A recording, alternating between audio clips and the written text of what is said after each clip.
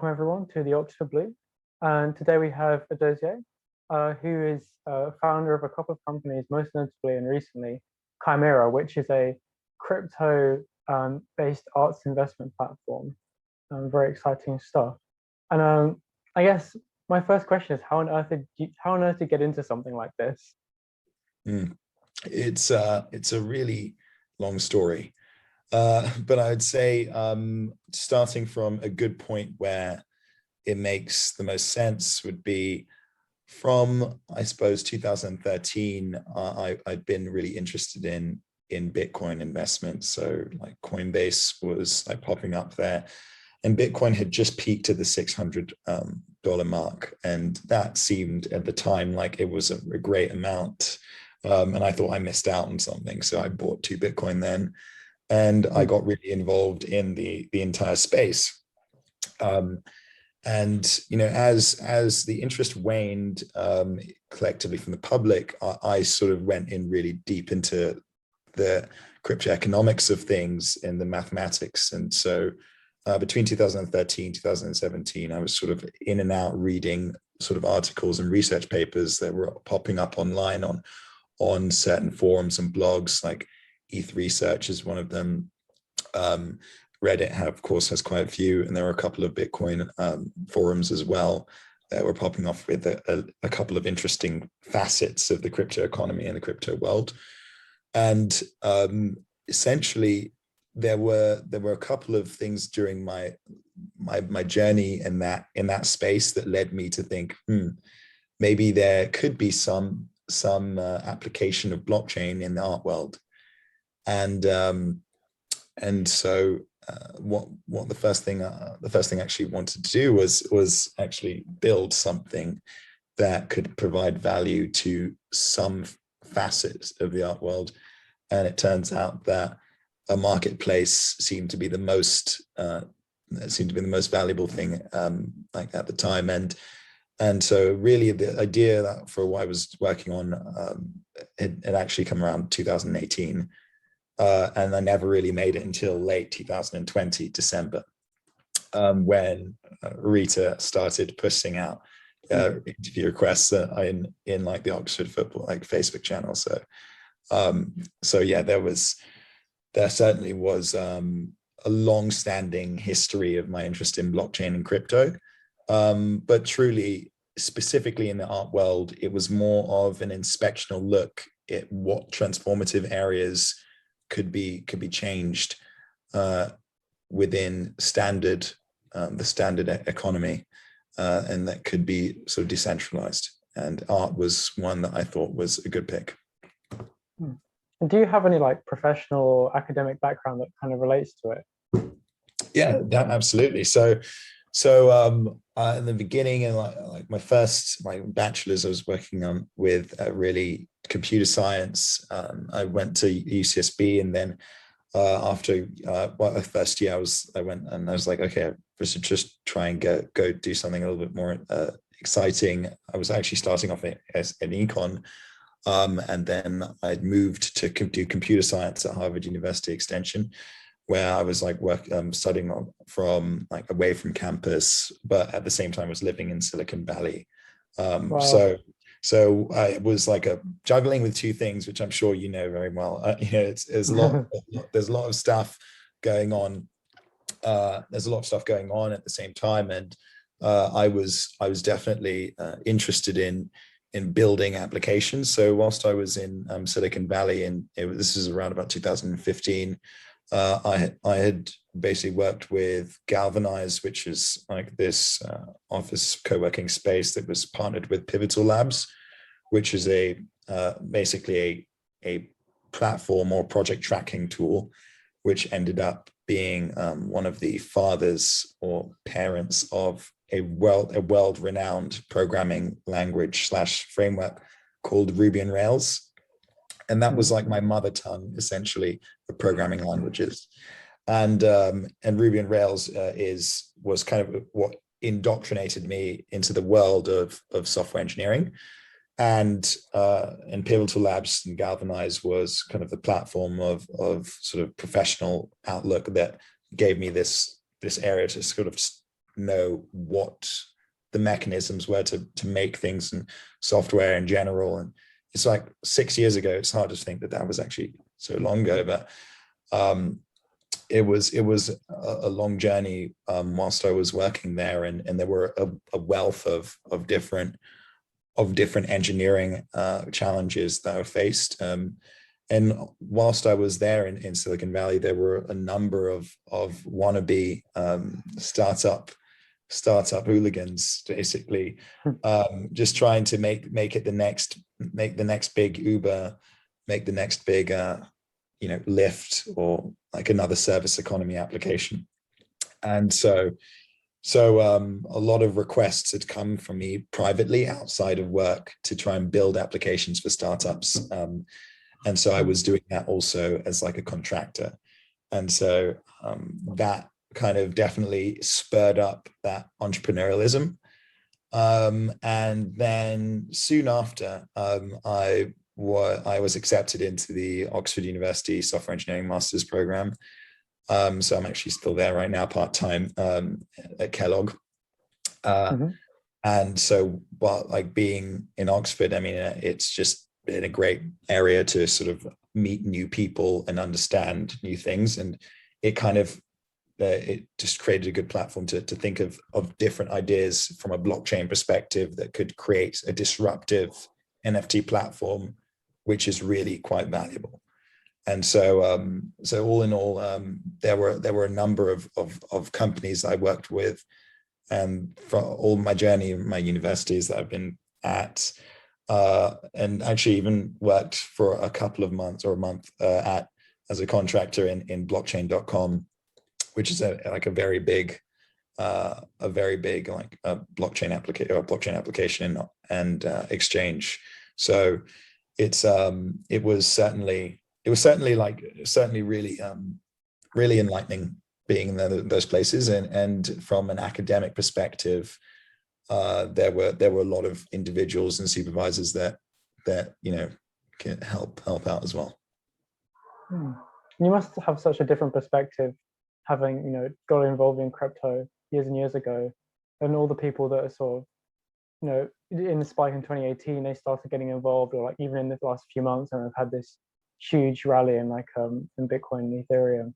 Like, do you feel like you have a sort of longer term view than the people that are like sort of just trading on it for economic reasons? Absolutely. I mean, most of the people here are speculative traders, and the speculative trading side of this is really transient, and that should not be undermined. So it's the same thing with the 2017 boom, when Bitcoin jumped from sub 1,000 to 20,000 in a year, like less than a few months. So that was a huge boom that was actually populated by speculative traders. And then afterwards, it's a massive crash that basically, when returns weren't really keeping up, all of the retail traders in the area ended up saying, well, this Bitcoin's not really doing anything. It's not really transformative, is it? But that in 2017, those people really should have held strong onto that, and actually should have invested more when it crashed, because that was probably the biggest mistake. So the reason why there's this like lack of synchronization of the information, and it's asynchronous information in general, of what actually is valuable, is that there are certain features of blockchain in general that actually pervade the entire economy in general. So it's not just that it is going to impact finance. So DeFi is the first thing that comes to mind, but it can impact a variety of sectors, commercially and also productively as well. So supply chain, fashion, art, of course, you name it, really. A variety of different areas of the entire economy and the entire world, in fact, can be impacted by blockchain.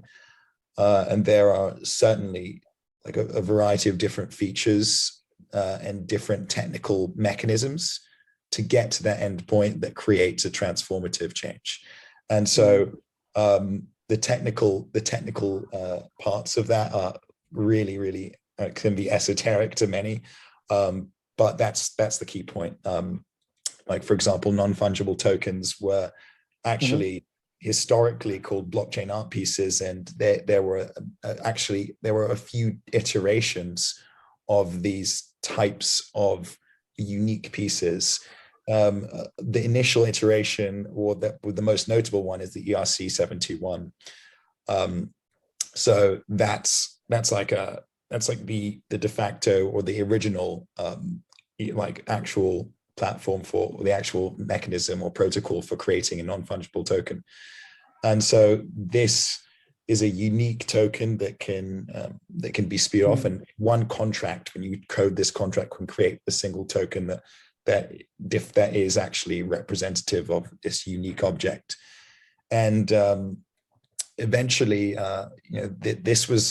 this kind of created multiple iterations and versions of these that grew into a more usable base. Like there are many other types of protocols within the ERC universe, so that help develop areas within the ecosystem all in all. Like, for example, multiple editions with CryptoKitties, that's not using ERC 721. That's actually using ERC 1155, I think. And so there's a lot of other segments and areas within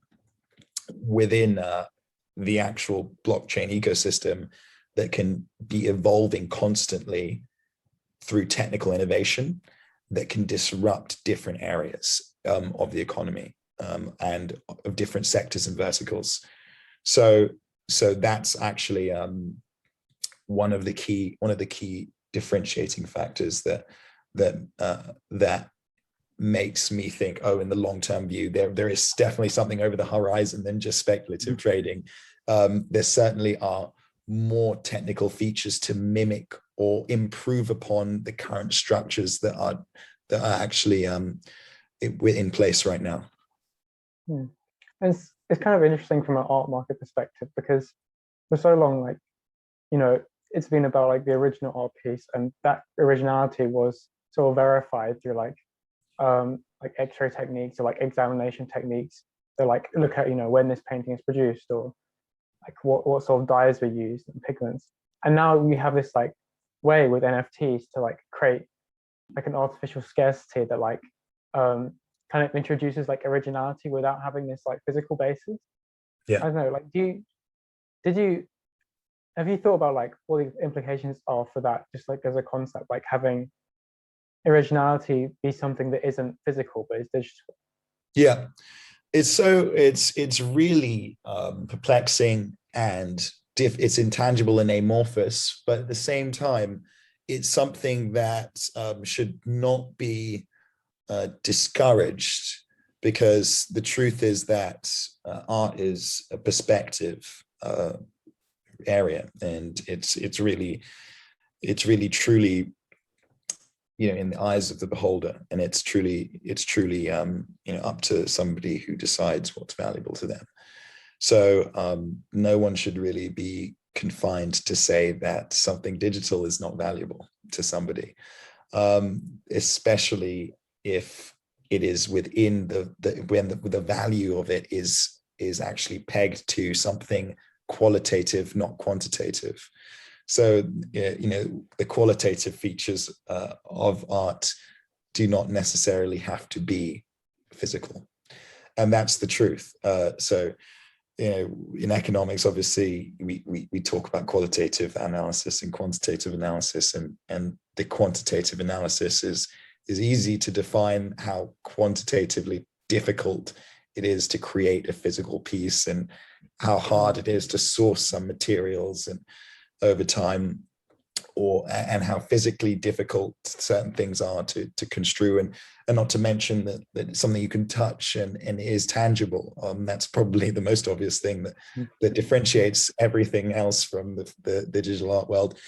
But there is nothing that actually within the art world, that actually should describe and say that digital art is not valuable. The only metric in which art is valued that does not actually construe with digital art is really just truly the physicality, and that's one of a plethora of features that define value.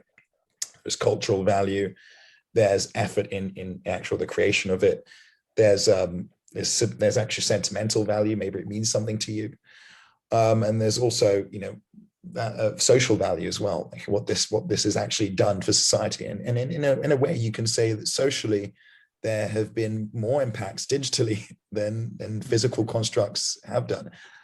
You can think about it like how the difference between Mark Zuckerberg and Elon Musk. Elon Musk is very much a physical entrepreneur in the sense that most of the devices that he's creating are physically impacting the world.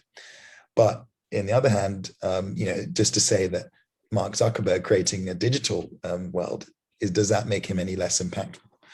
It really doesn't actually really discount that, and I don't think that's a solid argument to say that digital art would not be valuable because of a lack of physicality. What do you have to say about the recent Beeple sale that broke the auction record? Wow, that's the first word that I said. I think I thought it was amazing. I know. I mean, there's actually a few things that really interesting is that behind the scenes with Chimera, actually, which is obviously my baby art project. There's something really interesting going on behind the background. So we're building up the marketplace, the technicality of it. There's three real major columns: the editorial, the agency, and also the marketplace. And the agency acts on behalf of artists, the editorial acts to serve the entire space, speaking more about the art space, and the marketplace serves to act as an economic tool to allow creators and collectors to interact within a space. And interestingly, we have won the support of the ex-chief marketing officer of Christie's over the past two and a half months. And her name's Amy Wexler. She's been watching us like in depth. And she's actually coming on board on the board of advisors very soon. And so the ex-chief marketing officer of Christie's had been involved with us when we had 200 followers or so. And she was watching like our Instagram account.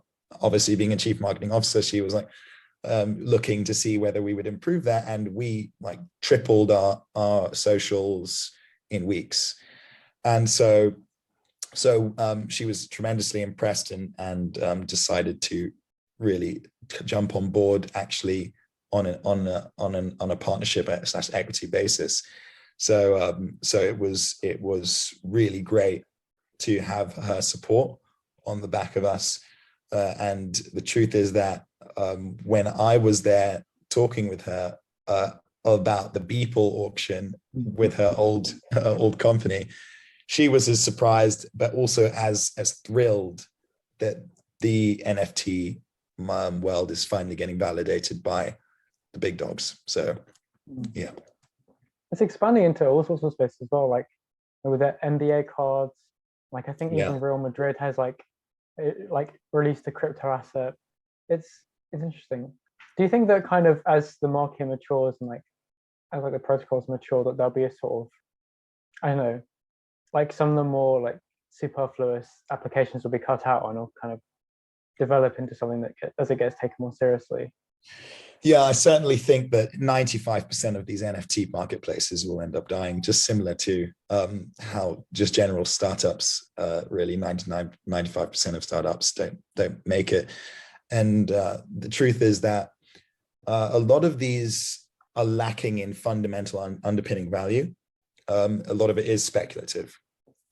And so like at Chimera, what we're trying to do is really focused on the fundamental value of NFT and of what we can do in general with art as well. So there are two facets to this. One is the art world. The other is the NFT blockchain world. How can actually we improve and improve the NFT blockchain world entirely?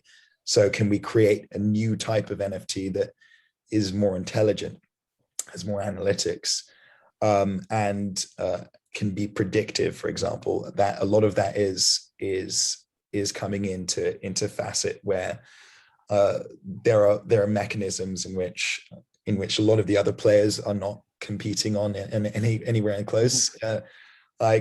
Certain aspects of NFT are in general, just kind of not really important and not really also like transformative. So like there are many cards which are just really playing around, like people are making cards for nothing, and there are a lot of bad art or bad card or collectible items in general that people just make. And Chimera's perspective on art is that we really want to have high curation. So all the artists that are coming on board, we're trying to make sure that it's highly curated and not flown with that like overflow of superficial pieces that don't really have too much fundamental value, even if it's intrinsic or extrinsic value. And you mentioned Real Madrid and the NBA cards. I mean, they have extrinsic value because of the brands that are supporting them.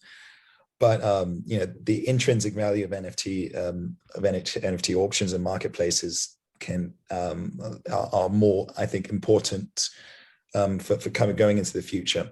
So, for example, we're building technology to build NFT platforms as a service.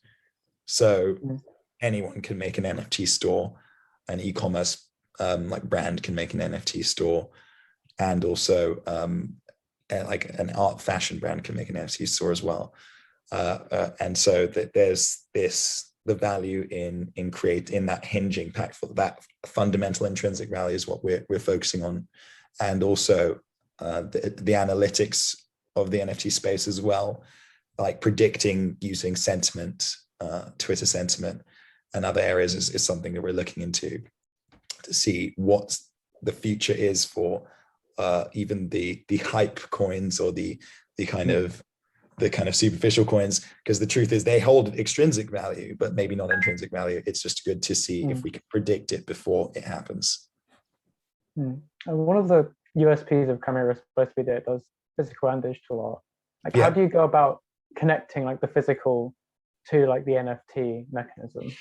Yeah, so the key factor is that we have actual physical warehouse, and so this warehouse is based in Dubai. That's where I'm at right now, actually. So it's based in Dubai, and we ship the art over to the warehouse, and that's essentially stationed there as a solid base. And so galleries, for example, can send their art pieces over to the warehouse, and that's where, after somebody has bought their art piece through a Chimera store, it goes through the store, they buy it on behalf of the gallery, and it gets sent to the warehouse where it's held in our custody, and we keep it there and we create an NFT out of it. The image is created and we create the blockchain image, and that's etched into the blockchain and immortalized, so to speak. So yeah. And what was your background like before you got to uni? Like, were you at all artistic? I mean, you said given the switch to computer science, like I assume you were into tech. Yeah, I was very much into tech and maths. I was trying to get into like really focus on to the maths and tech side, but I'd always been entrepreneurial. My main mindset was really problem solving. And for me, there were problems in the art world that I knew needed to change. I also was artistic. I remember like when I was younger, I was always making like things in design and technology, and I was very much like someone who's inventing new mechanisms and building things physically.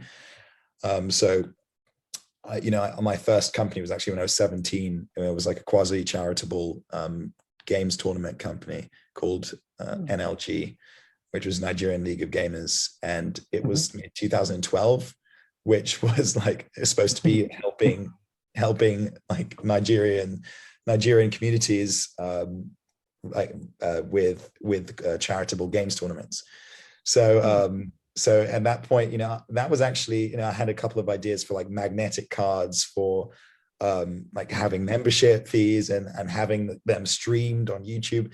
And the truth is I didn't really go forward with that, but if I had, that would have been like the beginning. I would have hit the wave with esports and all of the Twitch stuff was going on.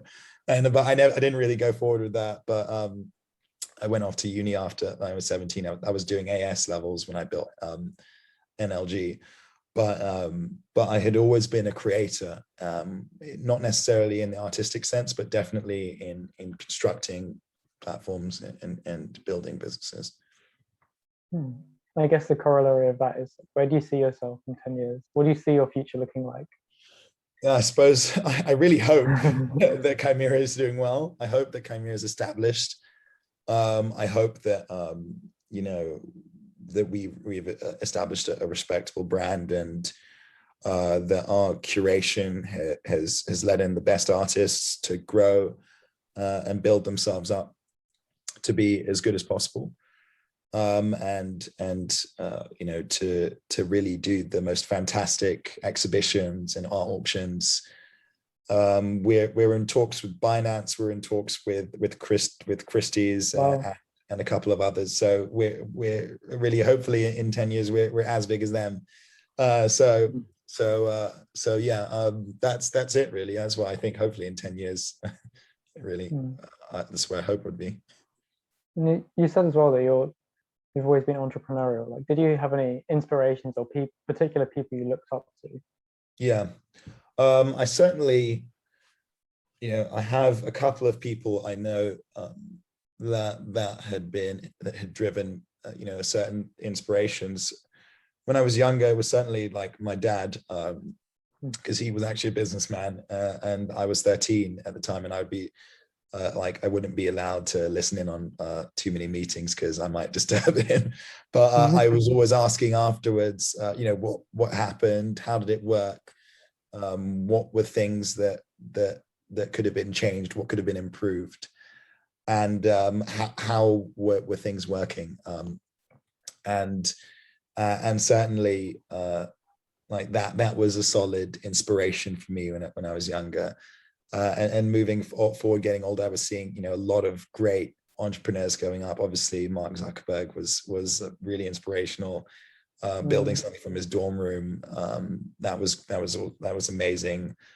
I think there was the Twitch TV founder as well, Justin, who built Twitch like as like a consequence of making his website Justin TV. He had like a hat, and he recorded his like whole life on this little camcorder on his hat, and he streamed it out open to the open, and people would watch him live. That was very new for like pre-2010 to 2008, and so eventually that evolved into Twitch TV, and that got acquired by Amazon. So that was also, he's also inspiration. Mark Zuckerberg, of course, and Elon Musk is a huge inspiration as well. Like, no one realizes he's actually an African American coming from South Africa. Like, coming from South Africa, it's actually great to see an immigrant go to the States and just completely disrupt the entire economy. That's the way I like to see what Elon Musk has done, and he's really shown that anyone anywhere can really change the world in a really transformative way. Yeah. And doing it without like extensive experience in like the automotive industry or in like Yeah, renewables before he was involved in it. It's honestly so amazing. exactly. Like he really managed to push things to the limit. He read all the books on rocket dynamics and on automotive industry. He had a physics background, I think, and so he obviously was able to push himself forward on some parts because that's a solid foundation on first principles. But yeah, I mean, certainly it's fascinating, and it was an inspiration for me to really move forward and build things like that. Yeah. What would you say your best and worst qualities are? Best and worst qualities. I think my worst Yeah. quality is that I'm very, very critical of myself and others, and that kind of pushes me to try and like really work really hard, really late, and I work on weekends sometimes, like actually going all the way. Like when I say work on weekends, I mean maybe like 9-10 hours. I wouldn't go outside maybe for like for maybe only like an hour or so. So it was like have this extreme level of criticism, self-criticism that ends up becoming detrimental at some point. But I suppose that could be construed as a positive as well. But I certainly wouldn't think that's my most positive.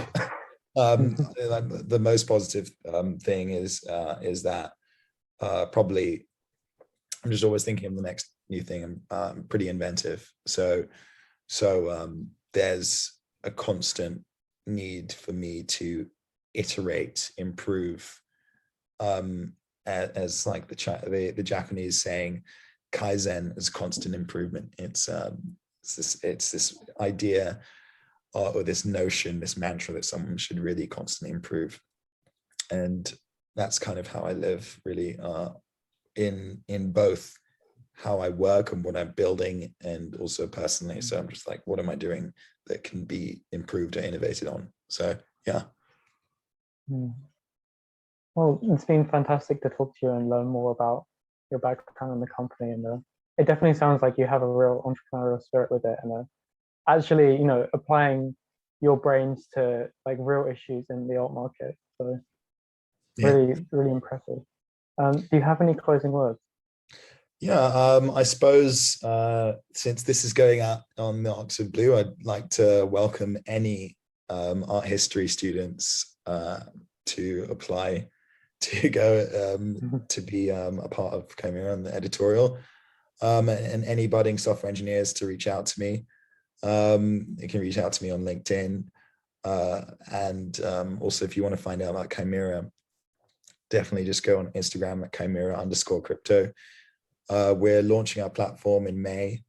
There's lots coming up soon. Ex-CMO of Christie's is joining. Brand partnerships head from Gucci is joining as well. So we have a lot of things happening in the future. So it's an open invite to anyone to come and apply. And definitely looking forward to hearing back from my University of Oxford. So yeah, it's great to be here, and yeah, really happy to have spoken to you, Oliver. Great. It was fantastic on my part too. And have a lovely day, and enjoy Dubai while you're there. Absolutely, definitely will do. Thanks again. Take care. Cheers. Take care.